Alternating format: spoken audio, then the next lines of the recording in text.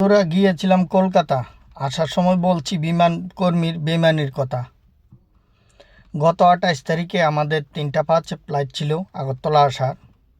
আমরা 12টা 40-এ প্রবেশ করেছি বিমানবন্দরে। তাদের কাছে সেই খবরও ছিল, যেহেতু আমরা বোর্ডিং পাস শো করেছি। তো এখানে চেকিং করতে আমাদের 1টার মতো বেজেছে। তো দুপুরে একটু হালকা খিদে পেয়েছে, তাই হালকা একটু খাবার খেলাম, একটু টয়লেটে গেলাম, এখানে অল্প কিছু সময় কাটিয়েছি। তারপর হঠাৎ মোবাইলে 2টা 32 বেজে গেল। তো 15 নাম্বার গেটের উদ্দেশ্যে রওনা হলাম। গেটে গিয়ে দেখি কেউ নেই, দরজা লাগানো। টার্মিনালের মধ্যে অনেক লোক আছে, বিমানে উঠছে। তো যে বিমানটা ছিল এয়ার এক্সপ্রেস, ওর কর্মী ছিল সুদীপ। ও বলছে সব কিছু ক্লোজ, আমরা নাকি 7 মিনিট লেট।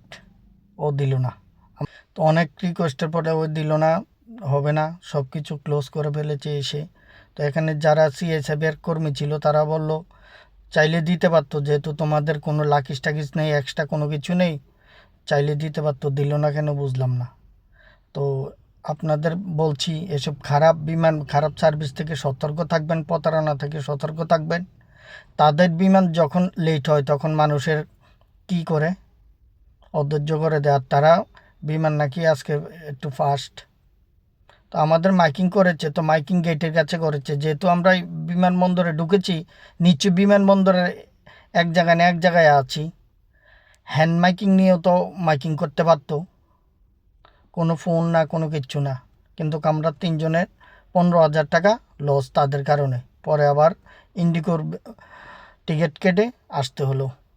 তো সবাই ভিডিওটা শেয়ার করে দিবেন, সতর্ক করে দিবেন, জনগণ সবাই সতর্ক থাকবেন এরকম প্রতারণা থেকে।